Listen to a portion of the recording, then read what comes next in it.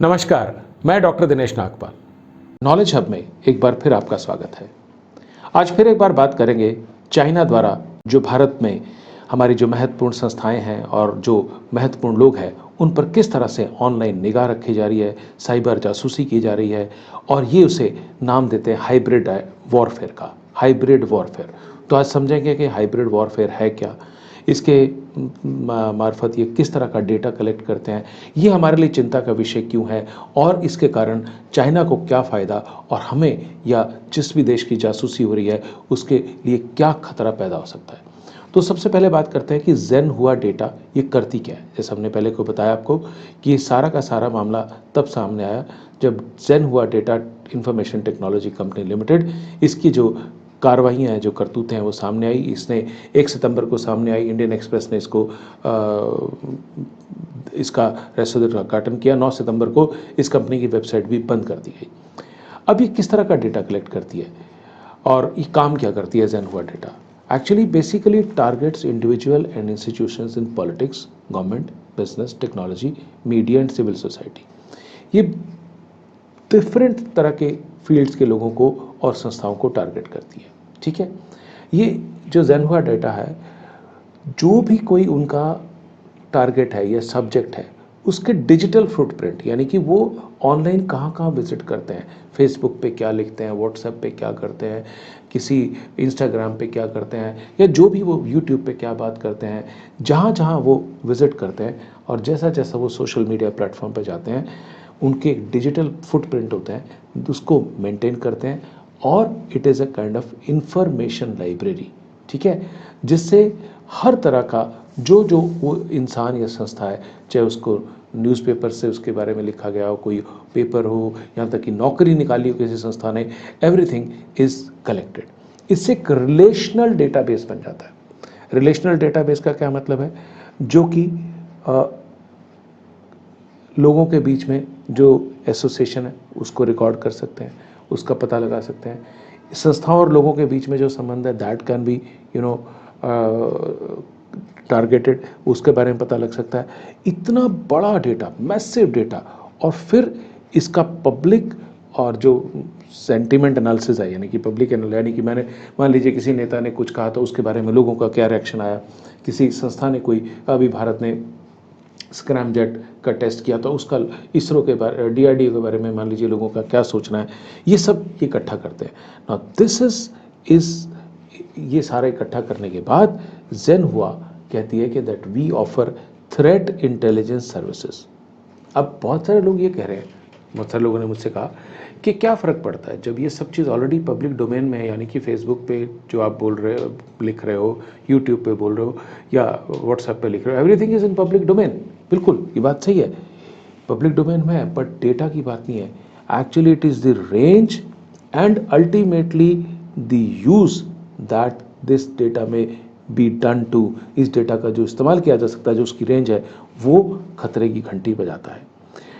जेन हुआ की जो काम है वो 24/7 चलता है, यानी कि 24/7 वो पर्सनल इन्फॉर्मेशन कलेक्ट करता है सभी जो लोग हैं उनके सोशल मीडिया अकाउंट से, उनके फ्रेंड्स और रिलेटिव्स। मान लीजिए फॉर एग्जांपल रामनाथ कोविंद जी को फॉलो कर रहे हैं तो उनके सोशल मीडिया पे क्या क्या वो कर रहे हैं उनके बारे में देखते हैं, उनके फ्रेंड्स एंड फॉलोअर्स क्या बात करते हैं उनके बारे में देखते हैं।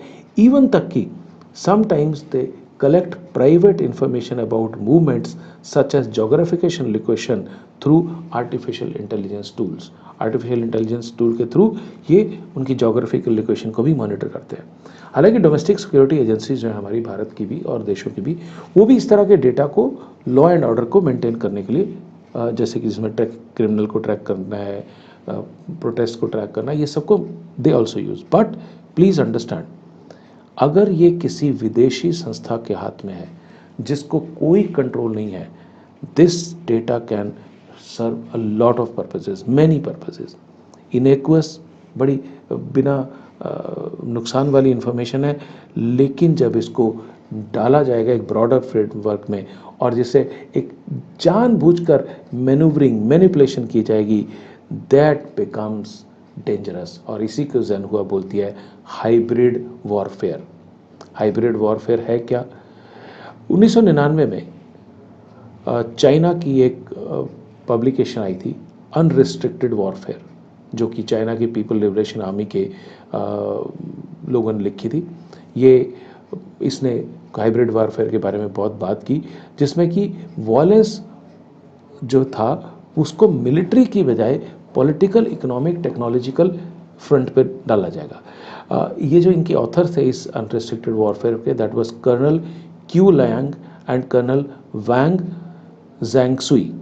इन्होंने क्या लिखा? इन्होंने लिखा that this will be hybrid warfare will be closely linked to the lives of common people, or and one morning people will awake to discover with surprise that quite a few gentle things have begun to have offensive and lethal characteristics। यानी कि कुछ बिल्कुल सादी चीज़ें एकदम से offensive और lethal बन जाएंगी। ये है हाइब्रिड वॉरफेयर। ये बहुत खतरनाक वॉरफेयर है जो कि चाइना जिसकी तैयारी कर रहा है, और जिसको के थ्रू ऑलरेडी मैंने जैसे पिछले कड़ी में बताया था कि किस तरह से उन्होंने कितने बड़े बड़े साइबर अटैक्स किए। तो अब ये टारगेटेड साइबर अटैक्स करेंगे, डिसइंफॉर्मेशन कैंपेन चलाएंगे, जासूसी करेंगे। Hybrid warfare, ultimately the target of hybrid warfare is that it will insight social Discord,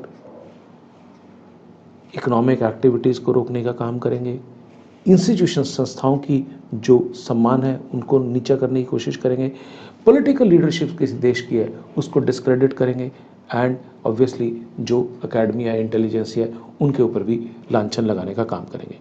so Russia ने ये किया था 2014-15 में, जिसके कारण उन्होंने क्रीमिया को अपने अंदर मिलाया, और जो यूक्रेन में कॉन्फ्लिक्ट था उसके अंदर उन्होंने प्ले किया, इस चीज़ को यूज़ किया रशिया ने। But nobody can match China's capability इस काम के लिए, हाइब्रिड वॉरफेयर के लिए। और ये हांगकांग के प्रोटेस्ट में हमने देखा लास्ट ईयर कि कैसे चाइना ने इसको इस्तेमाल किया। अब सवाल यह है कि क्या ये भारत के कोई कानून को तोड़ता है, क्योंकि जैसे मैंने आपको बताया कि इसकी जांच की जा रही है और 30 दिन के अंदर इसकी रिपोर्ट आनी है। देखिए, इंफॉर्मेशन टेक्नोलॉजी एक्ट 2011 के जो नियम है, इंफॉर्मेशन टेक्नोलॉजी रूल्स 2011, जो कि आईटी एक्ट 2000 का हिस्सा है, वो ही कहते हैं personal data is any information regarding a natural person which either directly or indirectly in combination with other information available or likely to be available is capable of identifying such person. ये है personal data.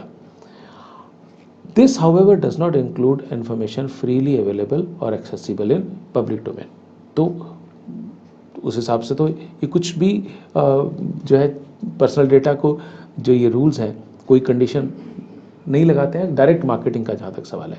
But बहुत सारी जो commercial चीज़ें हैं, लोग companies हैं, जैसे हम सबको मालूम है, जिसमें कि ऑनलाइन पे, फेसबुक पे कॉन्सेप्ट है रीमार्केटिंग, जो कि आपको, या टारगेटिंग मार्केटिंग। रीमार्केटिंग तो ये होता है कि जो आपने एक बार लाइक कर दिया बार बार आप पर आता रहता है। Targeting marketing, because they know the customer, वो बढ़ जाता है और कस्टमर पता लग जाता है कौन से शहर में किस तरह से उन्होंने मार्केटिंग करनी है। But when it comes to third party collection, जैसे कि जेनहुआ क्या थर्ड पार्टी है? एक तो भारत की कोई कंपनी अपनी एडवर्टीजमेंट के लिए डेटा कलेक्ट करके उसका इस्तेमाल करिए, it is okay, but जेनहुआ is a third party. अब थर्ड पार्टी क्या कर सकती है? डेटा प्राइवेसी के एक एक्सपर्ट से हमने बात की, वो कह रहे हैं कि अगर कोई ऐसी कंपनी कर रही है आपके कंसेंट के बिना, एंड थर्ड पार्टी जो है वो आपकी जियो लोकेशन, आपके सोशल मीडिया साइट्स और किसी दूसरे देश की कंट्री के साथ जो उनके जासूसी वाले लोग हैं, जो उनके इंटेलिजेंस के लोग हैं, उनसे शेयर कर रहे हैं, तो obviously it is illegal, but it will have also very dangerous implications for the victim country. हालांकि मुझे लगता नहीं है कि भारत के किसी फॉरेन कंट्री का, किसी चाइनीज़ कंपनी का कुछ इसमें किसी तरह का एक्शन पर ले पाएगा। अब सबसे बड़ी हमारी चिंता क्या होनी चाहिए, ये जेनहुआ जो काम कर रहा है उस पर। देखिए, जैसे लाइन ऑफ कंट्रोल के ऊपर टेंशन बढ़ी चाइना के साथ, भारत ने करीब 100 चाइनीज़ ऐप्स को बैन कर दिया। ठीक है, उन्होंने क्यों बैन किया? They said that it is prejudicial to sovereignty and integrity of India, defence of India, security of state and public order, इसके कारण बंद कर दिया। लेकिन जेनहुआ के ऊपर असर नहीं होगा। क्यों नहीं होगा? वाई? बिकॉज जहाँ पर वो काम कर रहे हैं वो इससे अलग है। और बहुत सारी रिपोर्ट्स हैं जहाँ पर चाइना ने जानबूझकर पोटेंशियली जो एसेट्स हैं चाइना के दुश्मनों के, जैसे कि यूएस, यूरोप, उनमें उन्होंने इंफॉर्मेशन उनके बारे में लेने की कोशिश की, राइट।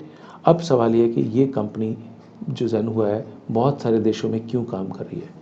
अगर आपको जो है अटेंशन नहीं चाहिए, यानी कि आप मान लीजिए चाइना में बैठ के पूरे वर्ल्ड के प्लेटफॉर्म्स के ऊपर काम करने की कोशिश कर रहे हैं, then you will be noticed. But if you are in not doing it from China, but supposing आपने कनाडा में ऑफिस खोल के कनाडा में मॉनिटरिंग कर रहे हैं, you will not be noticed. तो इसलिए ज़ेनहुआ जो है वो क्या करती है, ओपन इंफॉर्मेशन जो एनवायरनमेंट है, जो कि लिबरल डेमोक्रेसीज में, भारत में, अमेरिका में, कनाडा में, उन सब का वो इस्तेमाल करके एंड इंफॉर्मेशन इकट्ठी करके चाइनीज़ आर्मी को पास करती है, which is actually very dangerous. So ये जो चाइना का थ्रेट है सर्विलांस का, मॉनिटरिंग का, वो बहुत ख़तरनाक है। और ये तो समय बताएगा कि बाकी देश भारत के समेत क्या इसके ऊपर स्टेप लेते हैं। हम उम्मीद करते हैं कि जैसे ये पकड़ा गया है, इनका जो साइबर एस्पिनाज का भी अभी ऐसे भी बार बार ये बेनकाब होते रहेंगे और पूरा विश्व इस इकट्ठा होकर कोई ना कोई कदम लेगा ताकि इस खतरे से बचा जा सके। बहुत बहुत धन्यवाद। जय हिंद।